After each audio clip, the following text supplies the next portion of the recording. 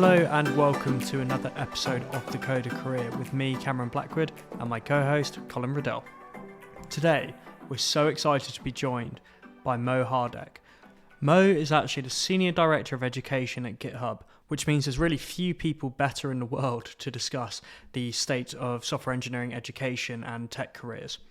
We're so excited to discuss both the future of GitHub's offering and what they can currently offer for prospective software engineers, and also as well the wider ecosystem around tech education and how we can encourage more diversity and ensure that everyone gets a seat at the table in the wonderful world of technology. If you are new to the podcast, please do check out our other episodes and our other content. You can find all the links in the description. Please do join our Discord as well. It's totally free and a great way to stay in touch with what's going on with the community. We've got some really exciting things planned over the coming months, so please do get stuck in there. Again, you can find a link to that in the description. But for now, it's time to grab a coffee, push those commits, and enjoy the show. Hi Mo, thanks so much for joining us. How are you doing? I'm doing great, Cam. How are you?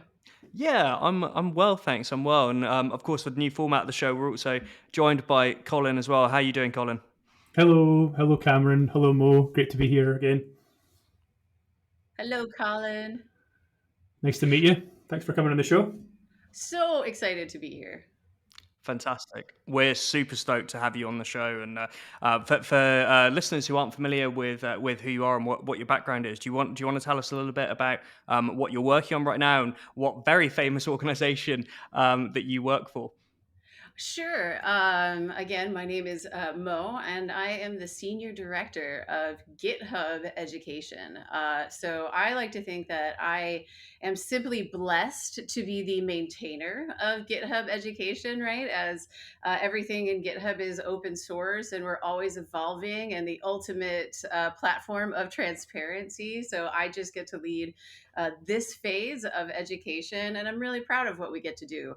We build both products and programs to engage with our student communities. And really, our task is to make GitHub the home for all student developers. And man, it's a ton of fun.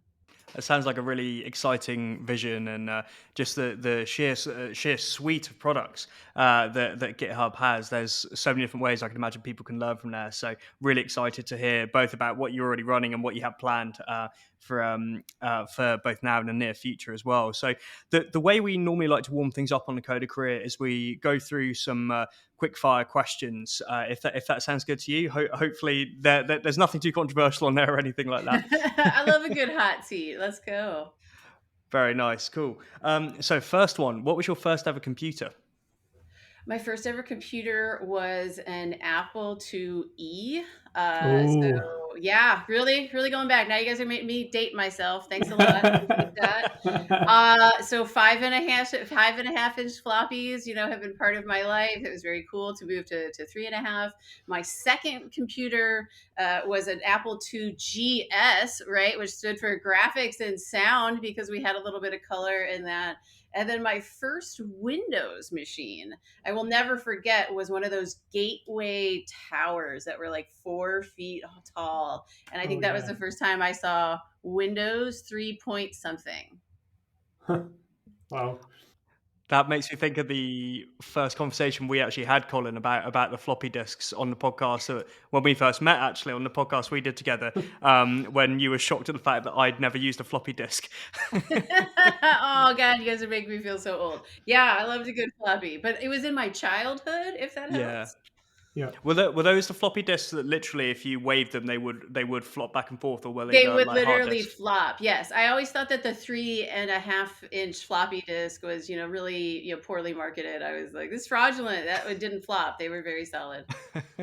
Those are the ones that I'm a lot more familiar with, the ones that are solid. Like Right. And then we went to the yeah. zip drive with those guys. Yeah. It's so funny. We were in the pub the other day with some colleagues and we're chatting about the zip drives and how horrendously slow they were as well.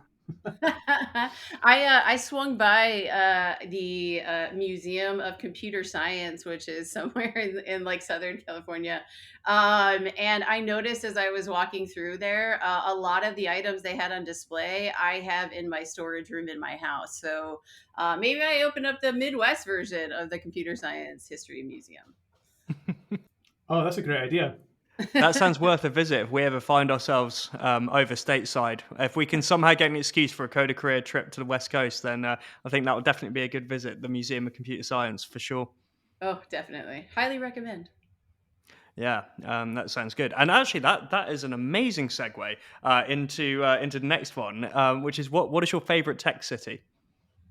What is my favorite tech city? There's no way I can answer that question, right? You are talking to a woman who has spent 48 hours in all 50 states in Oh the wow, United States of America. I have visited many, many countries internationally. So like that is, I'm almost going to ask like in what context? I guess right off the top of my head though, I'd say Singapore. interesting. What kind of work have you done in Singapore?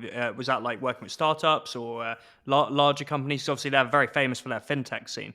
Yeah, right. And actually, I had most of my interactions with the Singapore kind of tech scene actually pre GitHub, as I also have a little bit of a startup background. I had an ed tech startup for 8 years, and that's when I really kind of got into that scene, and I thought that was amazing. I have a background in gaming, and it's a really fun scene for gaming and esports as well. Interesting. I didn't know Singapore had a background in that. It's They actually just they just got some big event was like announced this morning, and I just saw it. that's cool. So that's what it's what Scotland was originally famous for. Was because so much of the gaming came out of here, and it was like all like Rockstar, Codemasters, all these companies coming out of like not even just Edinburgh, like smaller cities like Dundee. It's really Scotland's pride is like my parents actually live near Dundee, and we went to the Museum of Dundee, and they had a copy of Lemmings, which like put the city on the map. That's That's true. amazing. Can you, can you give Codemasters a phone call and just tell them to hurry up a little bit on F1 Manager? I'm really impatient for that. You're an F1 fan. I That's am. great. Oh, awesome. That's so cool. I like to play, but I also like to play Football Manager. I am also a football fan. And so because I like Football Manager so much, I'm really interested in F1 Manager. So, That would be such a good game. I'm a bit of a football manager nut myself, to the point where I've had to uninstall it on multiple occasions, just because I get too addicted to taking to some team that's either like right at the bottom of the Scottish or English pyramid and winning the Champions League. Never ever touching the editor in the process or anything like that. But I, I Samesies. Right now, I'm taking Wigan, all the way up to the Premier League. So I feel you. Doing the same. An in-game editor An in-game editor is cheating. I agree. I totally agree. Yeah. that would be a real challenge with Wigan. But I mean, when I was growing up, Wigan were decent. So just go show time changes. I stopped by and actually caught a match at Wigan on the exact same trip. I think when I was in the UK in general for some work, and I just was such a big fan of their fans. So Mm. I think that's so awesome that you came all the way over from America and you came to a Wigan game. That's so cool. when you find me in the UK, you will find me at football matches on my downtime. Anywhere from Scotland to England. I've been to Wembley. I've been to Old Trafford. I love to pick up any kind of grounds. Oh, fantastic! You should get down to Tynecastle, where Hearts play, my local team. That's Oh, all right, put in it on my Edinburgh. list. Let's go. Let's go. Sounds awesome. Sounds really good. And when you're working, be that either like shaping the future of GitHub's education offering or running your own startup, what music do you like to listen to? What powers that work? Do you know what's so funny? So I am a big believer in Dance It Out.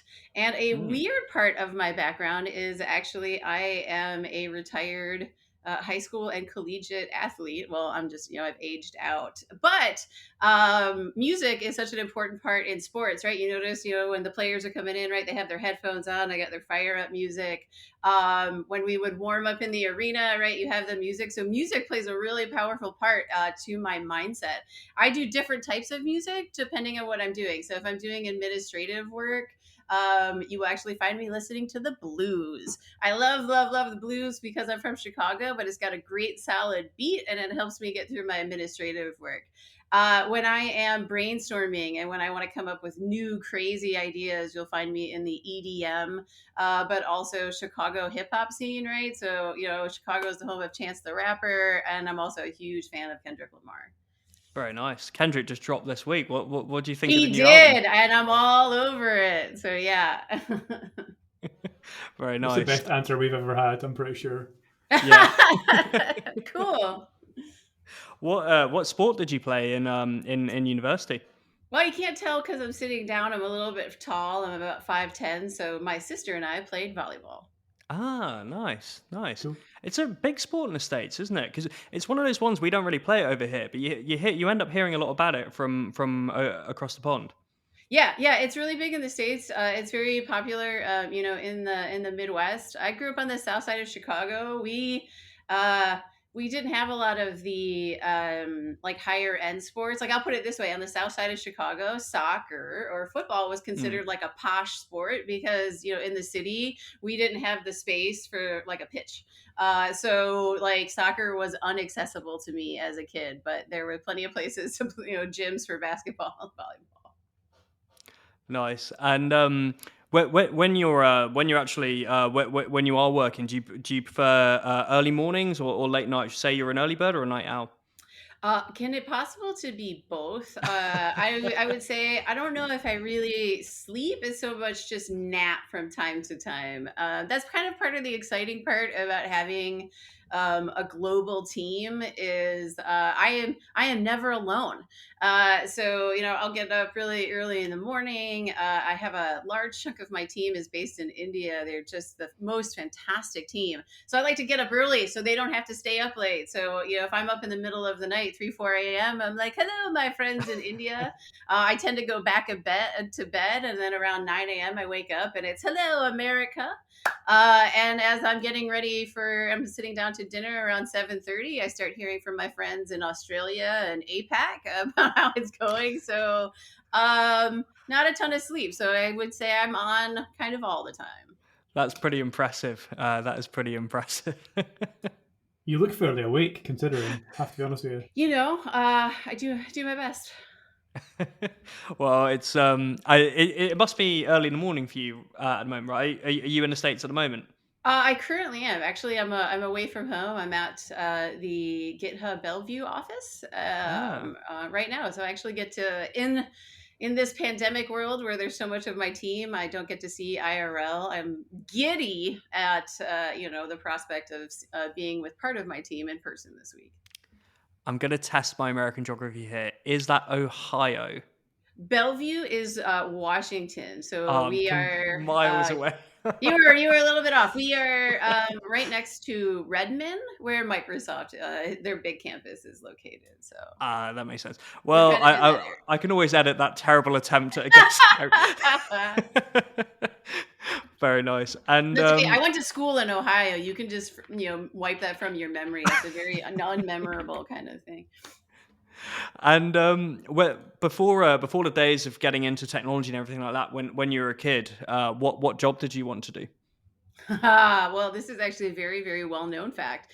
Is I was the kid, like many kids, who went to their first like dolphin show. I don't know, on a field trip, and from that moment on, I became dedicated to becoming a marine mammal trainer. And ironically, I still feel I'm a little bit on that path. I'm a certified scuba instructor. I spent several years of my really early high school and collegiate years working at the John G. Shedd Aquarium in Chicago, Illinois. So I did have years of experience working with marine mammals, but my goal was always to kind of marry this work with marine mammals and technology. So obviously, I've ended up going much more the technology route, but I'm still a very active member of the Shedd Aquarium. I dive regularly, but that was it. I was going to be a marine mammal trainer, and I still secretly hold that dream. That is so cool. I love that. I think that's up there one of the coolest responses we've had on that question so Yeah, far. I've worked with whales and dolphins, and like that kind of got me a little bit of a nickname at GitHub. I was like Dolphin Girl or like Marine Mammal Girl, like when that story came out. So yeah. Nice, nice, and that actually leads quite well on to the longer questions. And always the big one is, how did you end up in the world of technology, and kind of by extension, the niche of education technology, which obviously is a massive, like, I guess you call it sector or sub industry. I've always had the interest, right? I've always been intrigued by technology, right? The fact that I could so quickly recall my very first computer, and I'm telling you, that Apple IIe came into my house, and I'm probably about 7 years old. I've just always been completely fascinated. And actually, when I went to college on a scholarship, systems analysis or coding really was not one of the most recommended majors for a collegiate athlete. And so I didn't choose it as my major originally. I got busted in our computer science lab though, because on a slow weekend, I was in the lab trying to teach myself Flash. This is back in the late 90s, like when Flash Oh, was kind of new. Flash. Yeah, right. Does that take you Yeah, back? definitely. And I got asked by somebody came in and said, "Hey, we need you to come with me." And they took me down to the dean's office, and the dean of computer science basically wouldn't let me leave the room until like I agreed to change my major. There were like 5 women in the computer science department, and that I showed any interest or aptitude, they came right after me. So I did change my major to systems analysis, and I started to formally learn coding, and I thought it was great. And then I panicked right when I was about to graduate. I was like, I don't want to stare at a computer for the rest of my life. Like, I really like people and I really like interactions. And back in the 90s, they didn't really tell you a lot about what your career options were. It was just write lines of code. And so actually, I bailed. And when I left college, I went to work for the aquarium. That's exactly where I went, was right back to that. But over time, I drifted back into technology and I actually ended up at corporate Best Buy. If you're familiar with Best Buy, it is the world's #1 consumer electronics retailer. It is located in Minneapolis, Minnesota. And through a very long story, I ended up at Best Buy. But again, I was often the only woman in the room on all the technical components. And I was a young kid in my 20s and I was annoyed and mouthy. So I started talking about it and I started going on and on about recruiting more women. And the CEO of Best Buy called my bluff. He was like, go for it. He was like, I'll give you anything you want to go recruit more women into this company. And no surprise, when I went to go find more women, I didn't run into the same problem when I went to college. Every computer science department I called had like 5 girls in the class, right? And I was like, all right, we've got to do this all over. Like we just need to retrain people and we need to start teaching a whole different diverse set of people that computer science is accessible to them. And that changed my career right there. That was it. I was like, all right, we need to get an entirely different diverse workforce, and tech talent pipeline became my calling. And so the very first thing I did at Best Buy was build our youth outreach education program that was designed to go after all girls to get them interested in computer science. And that ran back in 2003. And I think you can still find the CNN clip on YouTube today. That's a pretty fantastic legacy to have with being on CNN and having that on YouTube immortalized. Right. And that was the That's really first cool. thing I did. And so I knew I was on to something right there. Yeah, and it really just starts in the schools, doesn't it? So that's fun. That's a fantastic place to get the initiative going. Explaining to young people, this is a career for everyone. And I know here in the UK, there's been a major push but only in the last few years. So you said that was back in 2003. So that was well ahead of the curve in terms of like making tech a more of a equitable place. I like to say I was a little ahead of my time. That was all predates Girls Who Code, Code.org, Khan Academy, all of that. But to be honest, right? Like, where did it come from? It came from a very authentic place of my journey through CS education sucked. And no one explained to me, what was going to happen. And the more I got to know other people in the industry, they had the exact same story. Their education experience with computer science very simply sucked. The pathway to the industry was not easy nor welcoming. And right there, you saw all these opportunities for change. And I've gotten to work on lot of different areas within this computer science education conundrum in which we live in. Early on, I focused on North America, obviously as my home country. But very quickly, I got really into the global education scene and how we unite together and the best practices that we can share and learn from each other, but learning about all of the similarities of the struggles that span the globe. But there's unique things, but then there's a lot of similarities that we could pick off, like really low hanging fruit to make life a lot easier. Hey, Cam here. Hope you're enjoying the show so far. I just want to give a quick mid-show shout out to the Discord. No, it's not a sponsor. You can just join our Discord server. The link is in the description. Sorry we're pushing it so hard, but we think you'll find it really useful. Anyway, back to the show. Yeah, absolutely. And I think that also kind of leads us on a little bit into what you're working on at the moment. I know Colin in particular has a real interest in this, having worked in the kind of tech education sector yourself. In fact, actually, I don't know if it's been officially said on the podcast before. Obviously, Colin, you were at CoClam for quite a long time, so you are a tech educator yourself. Yeah. Yeah, and I feel like after even having left CodeClan now for over a year and moved on to other things, it still stays with me, which is one of the reasons why I'm so interested in this and interested in what GitHub's doing as well. So, Mo, I was wondering if you could tell us what is it that's happening at GitHub, and GitHub's expansion of the global campus. It'd be great to Oh, hear more about what that is. Um, so what can you tell us about it? What is oh, the GitHub Global Campus? so much. And Colin, I love this. We have another thing in common, right? Mm.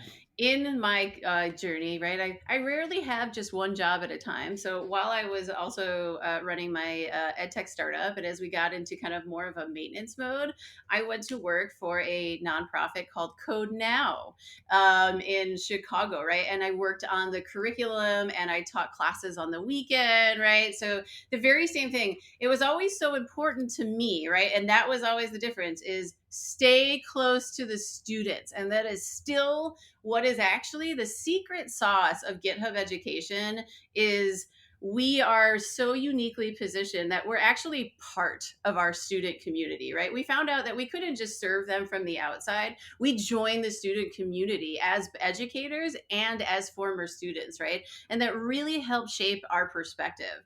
So, what Global Campus was, the really simple concept behind Global Campus, is that for years, GitHub and GitHub Education have offered educational benefits to students, right? And the goal behind that is to make all of the industry tools that we have available to students at no cost, so they could get working and get familiar with those tools, so that when they enter the industry, right, they can hit the ground running.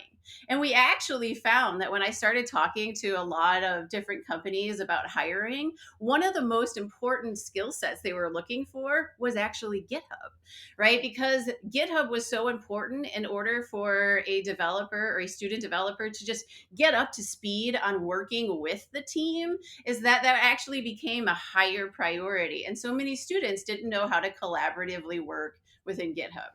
So Mo joins GitHub about 3 years ago. We have all these great educational offerings, but what I got really tired of saying to people was, if you want this educational offering, go over here. If you want this educational offering, go over there.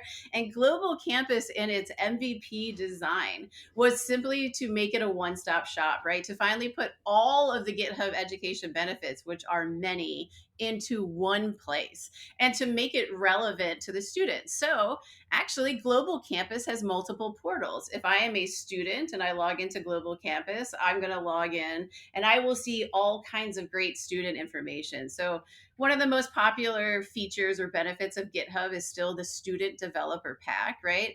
We have 200 other developer tools in there with like free and discounted offerings, right? Students love it, right? So the pack is still in there, but we're actually changing how students engage with the pack. Because again, Colin, I'm sure you know this too. What happens when you put 200 tools in front of a student and go, good luck? Well, they go, what do I do next? You know, What It do I sounds do like me with next? the AWS Yeah. console. As soon as I see Right? They all love to redeem the Mm-hmm. offers because then why do we redeem the offers? FOMO, right? But we're not able freebies. to we're not able to use it.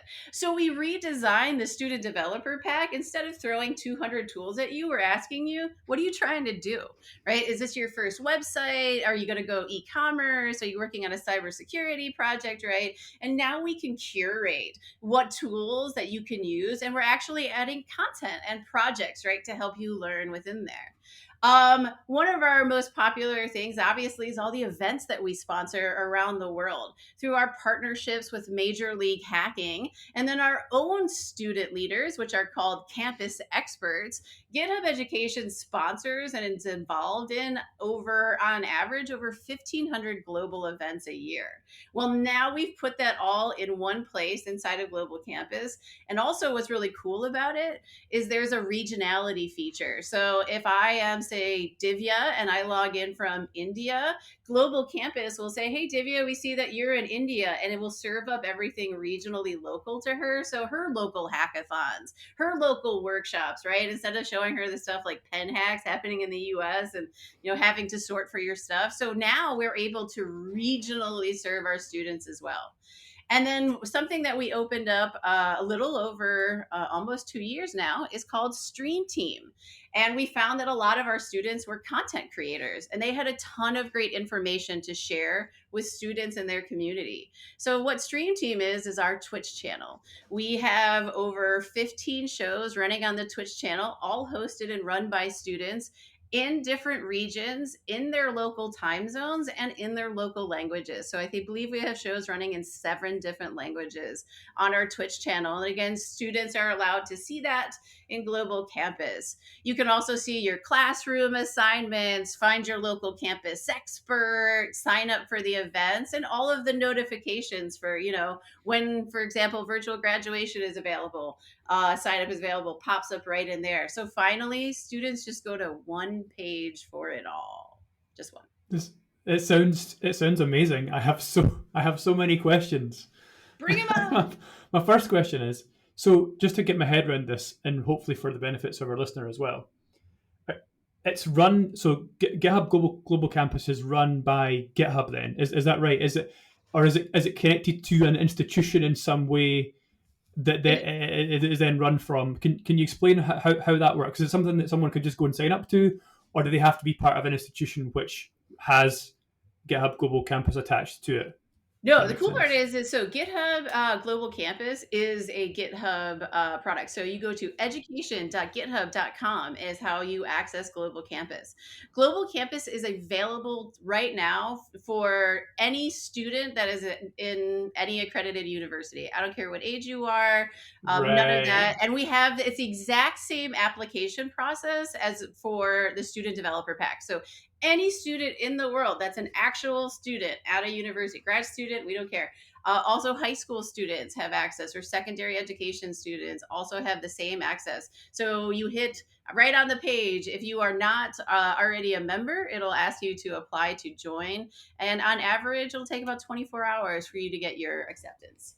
So this is why I was asking the question, because last week when I was doing a little bit of digging around, and I think the last time I was involved in this stuff through CodeClan, we became an institution, which was great. Eventually, we became one of those institutions. GitHub Campus partner, yeah, and that took quite a while, but we got there eventually.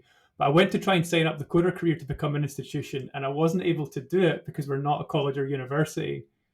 We are opening up. So like there's again, we are an MVP of Global Campus, Great. Good and to hear. maybe we'll save that part of the conversation for a little bit later on the where we're going. But where we're going is again, Global Campus is an MVP, but we want to make it available for all learners. 60% of users that come to GitHub self-identify as learners, right? We're all really trying to learn, and GitHub is a great place to learn. So ultimately, GitHub Education isn't going to be for students alone. We want it to be for all learners. Right now, we're able to verify that student space, and why that verification and protection is there is safe space for students, right? I love being able to have this unapologetically inclusive and safe space for our students. Adding boot camps to that and adding access to that is absolutely on our roadmap. And so no longer do you have to partner with us. You will be able to come in the front door, and that's coming down the pipeline. Great. So that sounds amazing. So ideally, potentially, so for example, I think a good chunk of our listeners are either have been to small boot camps or are self teaching. So I guess at the moment they might not be able to take advantage of the GitHub Global Campus platform. But you're saying that potentially they would be able to take advantage of that in the future, which would be something that'd be amazing for us and amazing for our listeners. Absolutely. You know, the content that we're creating, that we're using inside of Global Campus, and the content is being created by both GitHub, but also GitHub in partnership with a lot of our organizations that are in the pack and a lot of other groups, you know, that create great content, including Microsoft. Microsoft creates great content. Our job then is to make it engaging, right? Is there's no way I'm ever going to have you watch a video. I want you submitting a pull request. I want you commenting on an issue. I want you merging something, right?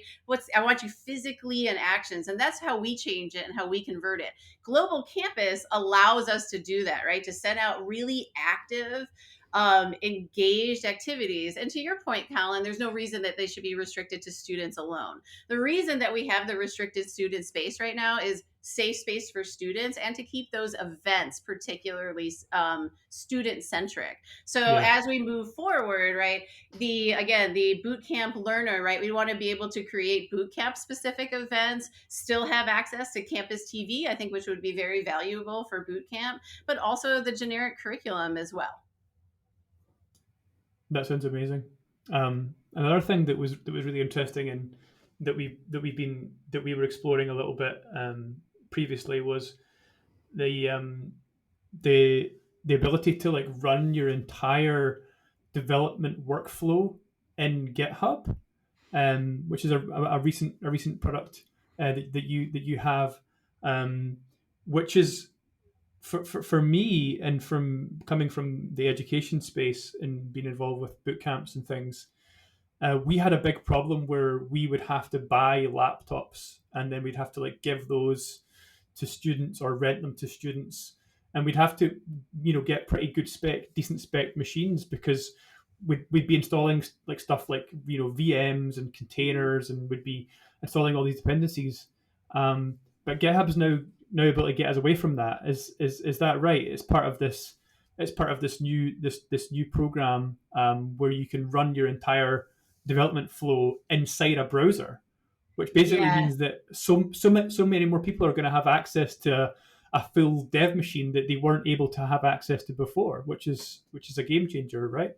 You are 100% correct. And actually, it gets even cooler than that. So I feel like you two are the right people that are going to geek out with me over code spaces. Please, yes, So that's what we're talking about. We're talking about with code spaces. And know that when I joined GitHub years ago, I believe it was like day number 2, and my boss said, they're like, "What's the one thing that you need to be successful here with GitHub Education?" I'm like, "I need a cloud-based IDE," because exactly to your point, Colin, we're talking about accessibility globally. Even here in the U.S., most students do not have their own machine.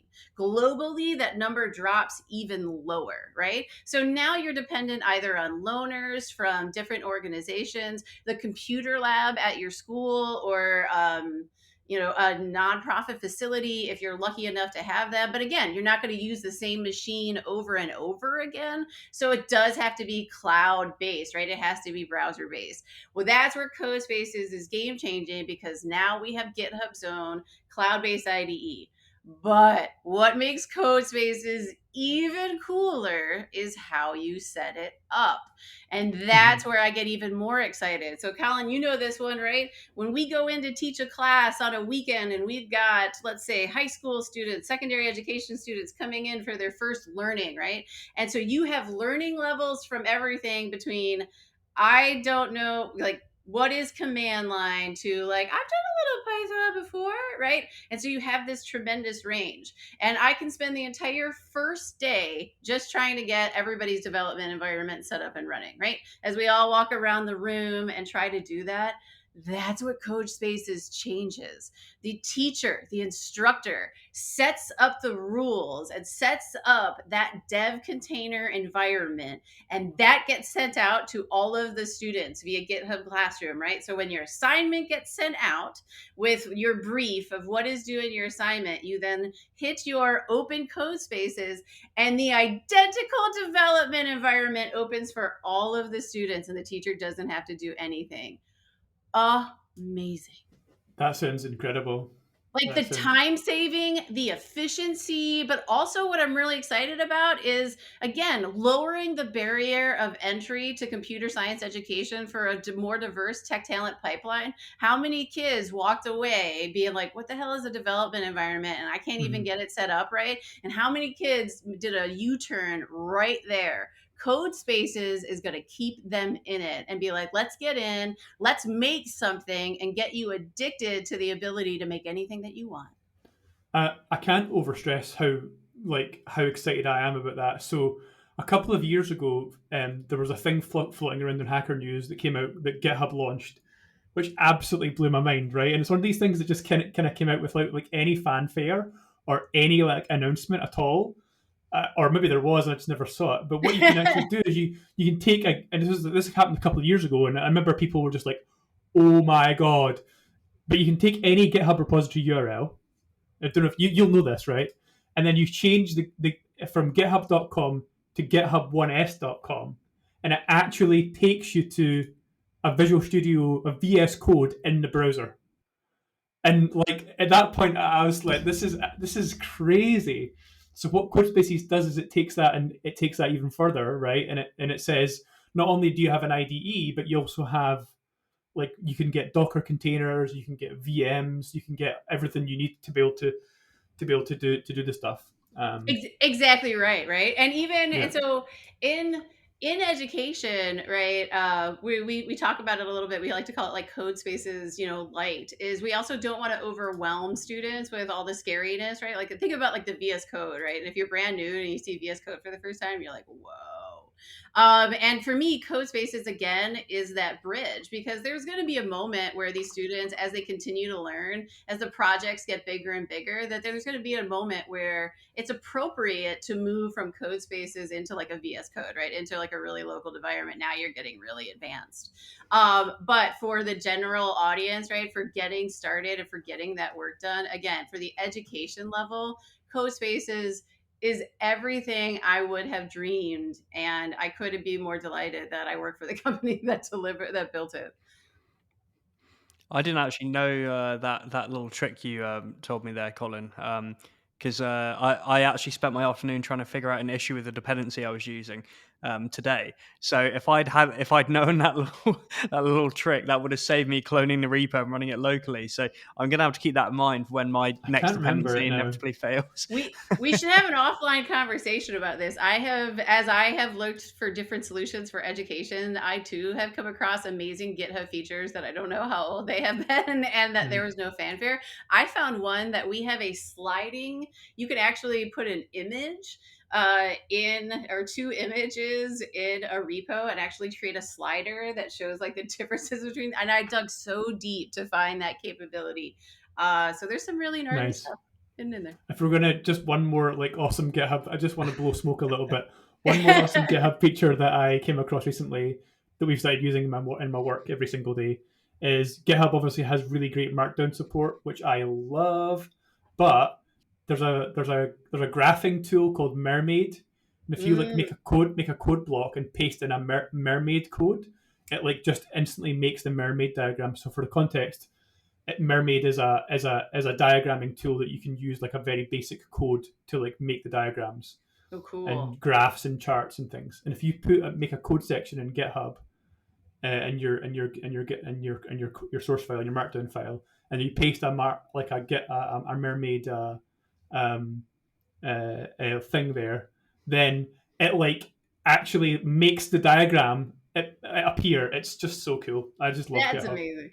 Have you tried CoPilot yet? That's the other thing I would certainly talk I about. have. Is, I last. You mean the AI one? Oh my CoPilot. god, Oh, it's CoPilot is absolutely. amazing. I Yeah. genuinely managed to write. I wrote like a 2-layer neural network without even knowing much about neural networks using Copilot, and I thought it's just it's like a complete game changer. It's Yeah. scary.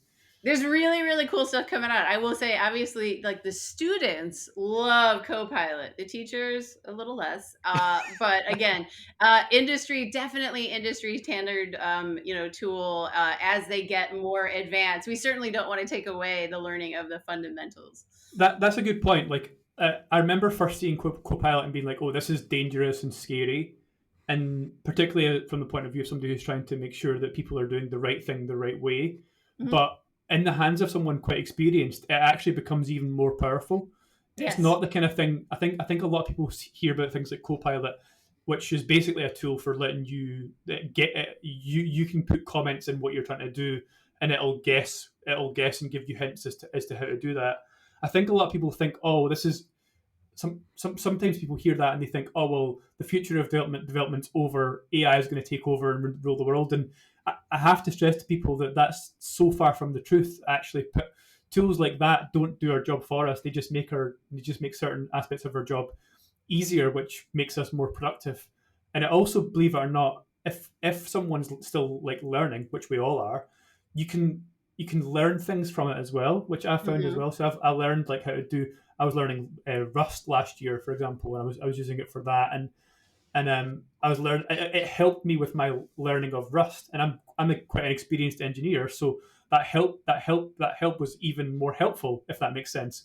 Whereas I feel like something like that feature. What's it called again? Oh my god, I forgot. Copilot. Yep, Copilot. I'm just talking about it halfway through. Copilot. I feel like Copilot in the hands of somebody a bit more junior would just be completely wasted on them, because it is very powerful to the point of almost, being like you're gonna not learn as much if you use that and you're still at the very very early stages of your learning career. If that makes sense. I think it is. I totally agree with you, Colin. I don't know if I mean Copilot is an incredibly valuable tool. It's certainly not something we're actually building into the early stages of curriculum, but Copilot definitely is as you get into the more advanced stuff, and something we're also creating something new, a more advanced area of Global Campus, kind of called the capstone area, right? So if you're getting ready to get into some Azure cloud-based backend and to get into some really gnarly stuff, and again, this is where Copilot would be very, very beneficial at this level, is that you're one of the more advanced students, and that's certainly where you'll find Copilot in education's curriculum. We have a series of campus experts. Those are our kind of like the best of our students, and they're the community leaders in their area, and they also tend to be some of the most advanced technical students, and experts got a very early peek at Copilot, and that it just blew their mind for how fast they could learn another language. That's very cool. I actually quite liked what you mentioned campus experts a bit earlier on. I hadn't heard of that before. Is that's quite a new thing, and is it the sort of thing that somebody can aspire to become? Actually, Campus Experts is one of the staples of GitHub Education. It's one of the most original, it's something that's been a part of our program from the beginning. And I can't stress this enough. The number one thing I can say about Campus Expert is they are not student ambassadors. Okay, that's not what they are. I love it. I hate when we get tagged with that, like another student ambassador program. No, we don't actually have a student ambassador program here at GitHub. But what Campus Experts are, and that's why we have so few of them, them, right? We only have about 250, and the selection process is tremendous, right? Because what we're looking for are the ones that are already leading their communities, right? They're the leaders of the hackathons, they're bringing in speakers, right? So how can GitHub support those community leaders, fund their events, help them get better reach, right? That's where we add to content, right? So we really want to find those students that are already making an impact and enable them more. And then we also start to train them more on soft skills, give them speaking opportunities, right? We give them the ability to test GitHub product early, right? So they get to see some very unique stuff and also get a very close relationship with us here at GitHub. But they are spread strategically around the world. So we have, we can understand our local students better. But what we don't want is I have 1.9 million active students and only 250 campus experts, right? So do the math. Not everybody is going to be a campus expert, which is why we wanted to create a bunch of different ways for students to be involved. One of those is that new program I talked about, which is called Stream Team. We discovered a lot of our students are content creators, right? And they love to share. So students started submitting proposals for Twitch shows about computer science education in their area. And we started funding and producing and airing them. So now students can apply to join the stream team and create a stream in their area. So we continue to create new programs for students to get involved in. But that's also then why we have all of the events, because then come out to the events that the campus experts are hosting, join our community that way. There's so many different ways to get involved. So we actually have a Discord community, which everyone is obviously free to join if they're trying to upskill in their career, whether they started learning to code 30 years ago or 30 minutes ago. I'm going to write that down somewhere, so I'm quite pleased with that statement. So we invite the community to vote on their favorite question each week, and then that community member basically records a voice message and leaves it for the podcast. And so Alex had the most upvoted question this week that he wanted to ask you, and it's about what GitHub does for students for a less conventional software engineering background. So I'm just going to try and play his clip now, and hopefully it works afterwards. Live on air. Yeah, live on air. Here we go. Okay. Question for Moira. As someone without a computer science degree, does GitHub have any kind of offerings for people from a less conventional background? Short and sweet. I love that. I mean, the answer is yes, right? GitHub is the home for all developers, and GitHub Education, we want to be the home for all developers who are learning, right? So as we move that tagline for the home of all student developers to all future developers, right? Do you see the difference that we're making there, right? And that is the evolution of GitHub Education. For those that come back from the non-conventional background, we still encourage them to come to Global Campus and apply, because we can make exceptions depending on what's going on. We make a ton of exceptions now because of how strong our fraud protection is. It actually gives us a lot more time to do manual review on individual requests. So I'd also encourage Alex to go ahead and reach out to us. To Colin's point earlier, it's coming down the pipeline for all of those informal learners, right? Having access to do that. It pains me a little bit that we're just coming out of MVP. It's like I can't go fast enough. We have recently just doubled the size of the education team. For those looking actually to join GitHub Education, there are several engineering roles available if you go to GitHub Careers.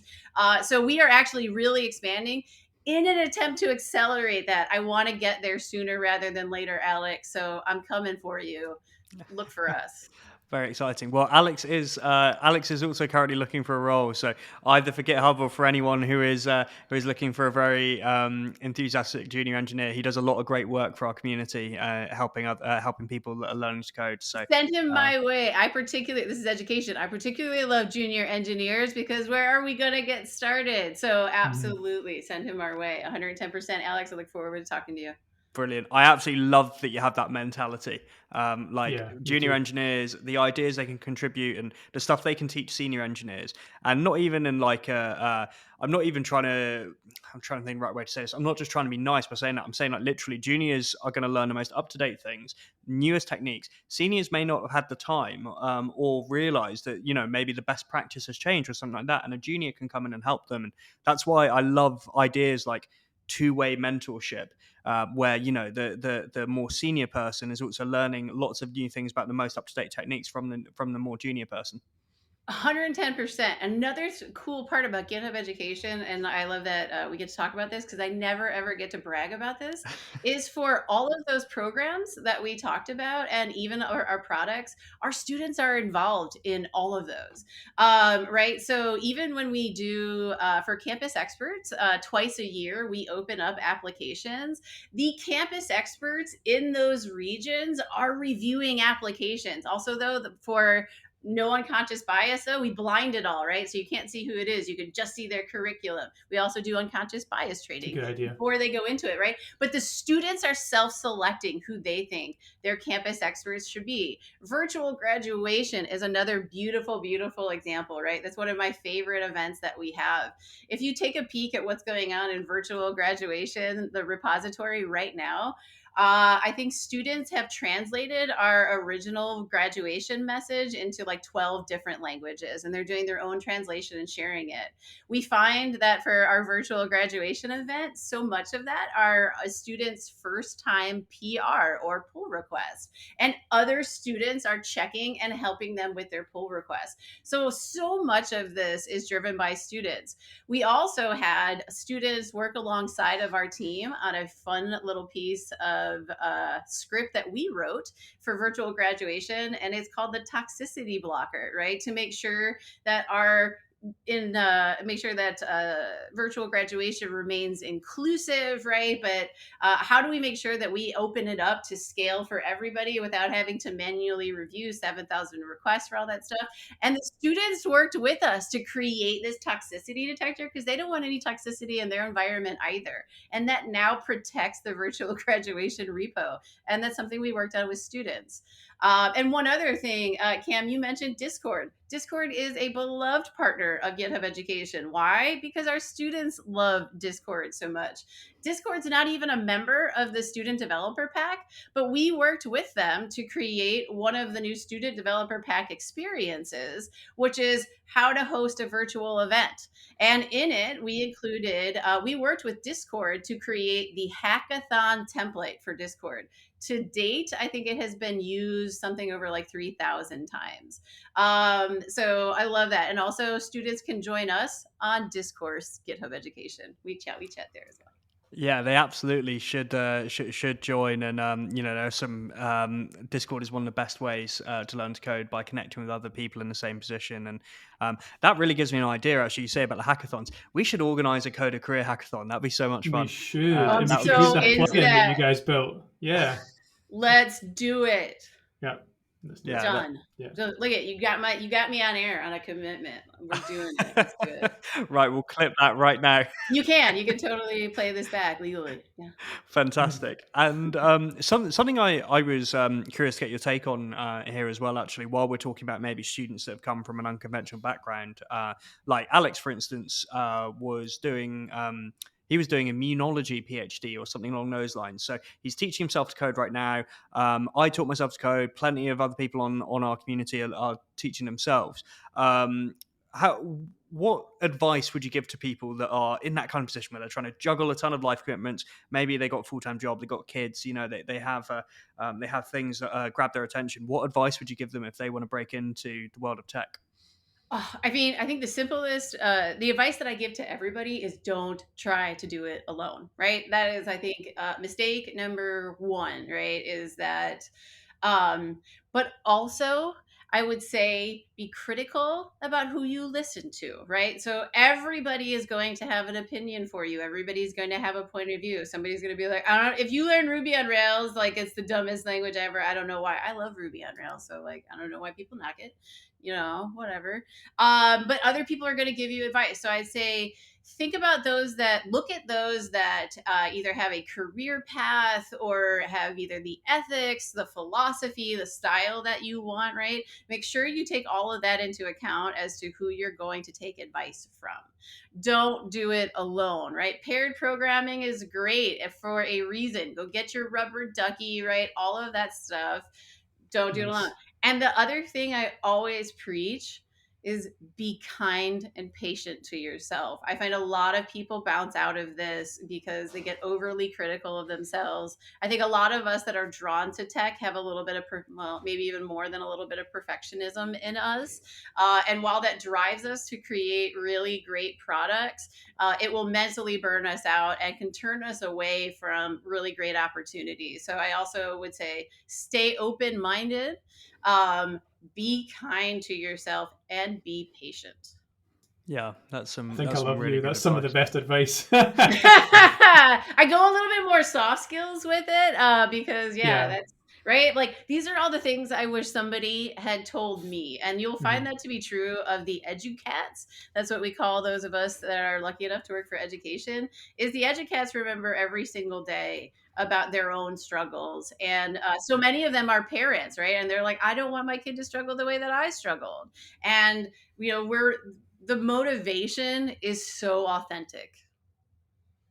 I particularly like your advice on be selective about who you take advice on. That's probably more applicable now than it ever has been, particularly with this very movement that we're all part of, the education movement and the learning movement and the helping people. And you just have to go onto LinkedIn and scroll for 3 minutes, and you've got advice coming from left, right, and center, and people saying, "Oh, don't do this way, do it that way," or "This is great and this is terrible," or use this language, don't use this language. It's so hard these days to be able to.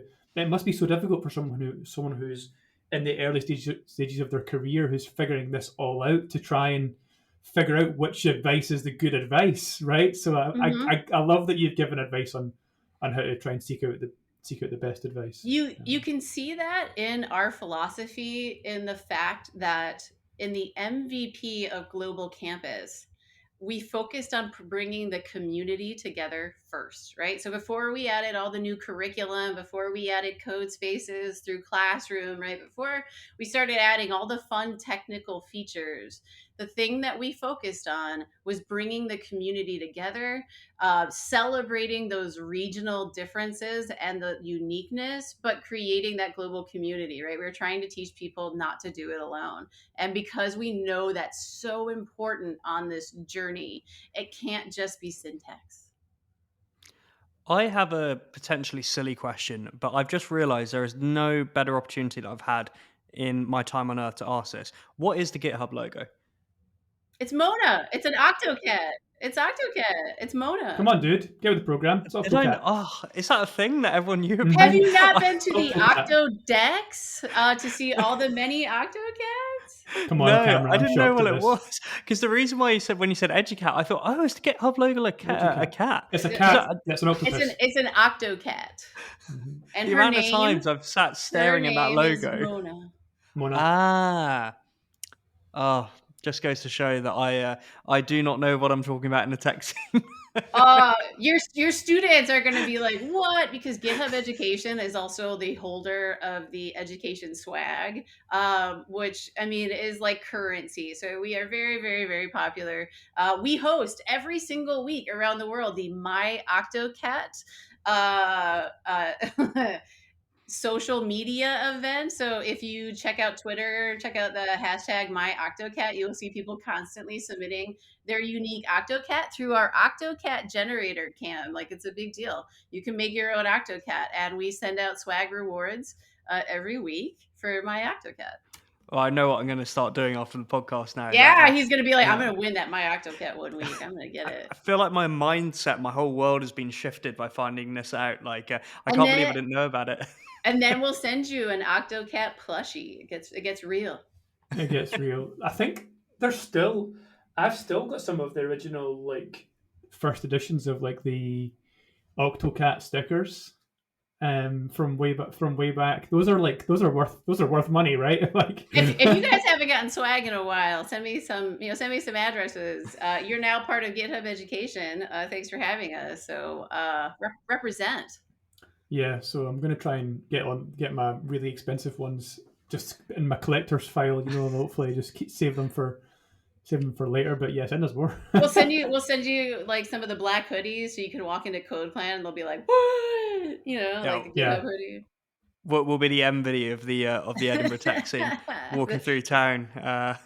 So yeah, moving on to kind of one of our kind of follow-up questions from all that really good chat. I'm really quite interested in the products you spoke about, particularly code spaces. But I can't help but think that developers by their very nature are quite fickle and sometimes hard to change their mind on. I guess one of the reasons you want to try and integrate code spaces with the GitHub education platform is that you want to get them early, if you like.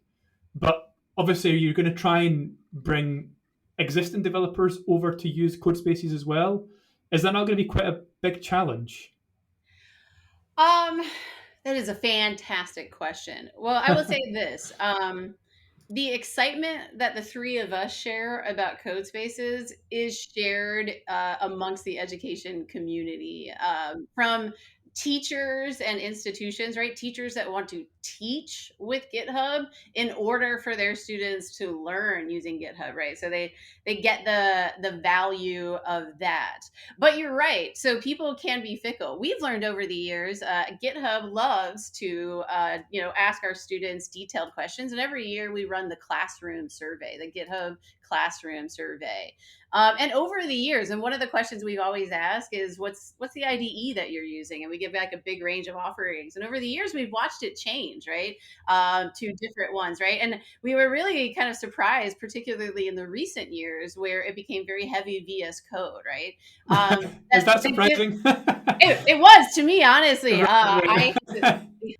So there's a lot of familiarity. So we have so many students that were using VSO, right? So Visual Studio Online, right? So there's a real kind of easy transition there. But what's most important is the Global Campus landing page, right, in and of itself, right? Here is my dream, because like when I was a student, or think about how your morning works right now, as you go to start your day and get caught up, right? Like you check your email, you check your Slack messages, right? You're going to check the blogs that you're reading. Maybe you got some RSS feeds running. You're going to troll a little Reddit, right? But you're going to start to put together all the pieces of data for your day. As a computer science student, right, what are you looking for? Like what assignments are due, right? Blah, blah, blah, all of this stuff. I want a computer science student that's what they do. When they wake up in the morning, they go to education.github.com and land on their Global Campus landing page that has like, here's all of my assignments going to work. Here's all the events that I signed up for. I'm going to turn on and listen to the show in the background because it's about Python. And I think that's particularly interesting, right? I can see events coming up. I can see the ability to sign up for things, right? I want it all in there, right? As we add programs, mentorship programs, the career planning and placement office, right? This is where everything is going to be. So I want them to be able to just go to one place. And that's what's scalable. And I think that's really the big differentiator, is stop running around. And, Cam, you said it yourself, we chase down curriculum even. This is where it's all going to be one spot. I actually think that I'm going to recommend this episode to like all my former colleagues in the boot camp at CodeClan where I used to work, because this is almost becoming meta now, this conversation, and I really, really like it. I really love that we're talking about this stuff. So hopefully, like, potential students and future students and current students of all kinds are going to get a lot of big benefits out of this. Yeah, I'm really definitely. excited. Right. And all self-contained. I love it. You're like, inside of GitHub, not bouncing around, but then Uh-huh. picking up the skills and it's multiple skills, right? If you're using code spaces, not only are you learning, obviously the syntax of the language you're trying to learn, and an easier, accessible way, but then you're also going to see comments and issues from your teachers. You can see pull request feedback, right? So you're actually also using version control and learning GitHub at the same time, which again, we know is very, very valuable when it's time to join the industry. They want you at least an intermediate level for GitHub. And now you get it, right? So if you learn using GitHub, it's going to just be embedded now. Well, this is kind of um, something that we used to do at CodeClan. We would move. We ran all of our notes on GitHub. All of our lesson notes, they were all ran on GitHub. But uh, they were all on there as Markdown files. And every day, what we would do is we would get the students to pull down the notes by doing a git pull, and then at one point, I remember we went across to like an LMS, a learning management system, where they could just go on and log in and view the notes. And the amount of experience that they had with Git from that point on just went through the floor, because they weren't going on every single day to do Git pull and then see the notes. So we went back from the LMS to back to using GitHub Markdown files, which is a kind of like it's a basic like feature of, you make a repository, you stick a bunch of markdown in it, and then you can see it and edit it and whatever else. To the point where it's now going, well, actually, this is a really, really sensible thing to do, because not just getting some experience with GitHub is Git or GitHub is important, but actually being able to write markdown, like that's another skill as well. Definitely. Here's the interesting thing, though, right? One of the things that we found that I'm quite curious to hear your take on is, if you're learning in a way and you're learning within a contained environment, um, how how do you handle the situations where someone moves into their first job and they end up like using stuff that's like quite different? Because we can't guarantee that, like, for example, that a company that someone goes to for their first gig is going to be using something like even VS Code, or they may be using Git but not GitHub. Remember, because we can still do Git repos without GitHub. But That's like, true. let's pretend that didn't. Nobody does it, but some people still do.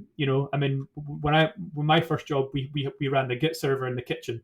Literally, there was a server in the kitchen, and you would SSH into the server, or you would have your key set up for the server, and you'd pull the code down. That's before GitHub was even a popular thing. So how do we get people so that they're not just, okay, I've learned everything in this platform, but I only know how to work the platform. Do you have any take on that? Oh, definitely. So you're right. Git and GitHub are two totally different things, right? Version control. I love explaining that to my family. For those of us that work at GitHub, let me tell you how not fun the holidays are. Who do you work for? Get what? Get, and like you have to explain it. It's version control. No. Same thing though, ironically, with the students and the teachers. We have very similar conversations, because if you're new to Git, right, and version control, and we see a lot, obviously, a ton of beginners, right, on our side, that's where the GitHub component now becomes very powerful. And I think that's the really differentiator, is that social community aspect of GitHub, right, is clearly we're saying like, hey, this is industry level tools. It is still a way to use Git and version control. But what I think GitHub, and I'm talking about like the monolith now, not just education. So all of my fellow GitHubbers have done a beautiful job of making GitHub an actual creator community, right? It's not just about the maintainers in one off. It's not just about enterprise customers anymore, right? And so we bring that community piece. So you're right. There's a lot of Git options. I think GitHub is particularly good there. Another big differentiator, though, is GitHub Education. No one in the Git world is throwing down what GitHub is in terms of helping those beginners learn Git itself. and to get started into that world. So the investment that GitHub and Microsoft have made in GitHub Education, like, is again game changing, and I'm so thankful for these companies that really see the value of the future of these students. And then, Colin, I really, really want to come down and teach you how to use GitHub Classroom, because for all of that cool stuff that you talked about, we automated that for you now. In GitHub Classroom, you can create all of your template code, and you can import your LMS and send out all of your template code to your students and grade and feedback. And we have auto grading, and it's all included. And now what we just released is actually Code Spaces is available today for our verified teachers. So if you go to, I believe it is, Jenny, help me out here. It's like blog.github.com, and select on education, you will see what we have just announced for teachers, right? Because we want teachers to start using Code Spaces via GitHub Classroom as they start setting up their classrooms for the coming semesters. So we actually have Code Spaces out in front of students. Students are using Code Spaces through GitHub Classroom right now. I want a shot at that, and I'm sure all my colleagues, my former colleagues, I don't work at a boot camp anymore, you see, so that's why I'm saying this is going to be very interesting to them, though. So oh hopefully God, yeah, they can I get can't on wait. it. I can't wait to come and I'll give hook you you up to I'll hook you up to the classroom. people at CodeClan to make sure that they're doing it. But yeah, that's what I mean by I never really left.